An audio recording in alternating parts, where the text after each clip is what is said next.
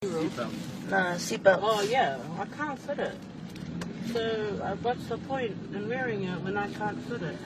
If they're going to give me a fine for not fitting my seatbelt, that's just being racist to the fat people. It's not racism, you idiot. What is it then? No one told you to go and eat like that. Well, no one told him to make small seatbelts. No. They're just being racist. Like, what, do they think the whole world is skinny or something? What about the big people? That's why it adjusts. Yeah, well, not big enough. I could actually sue. Like, what if I crash and something happens to me because the seatbelt couldn't go around me?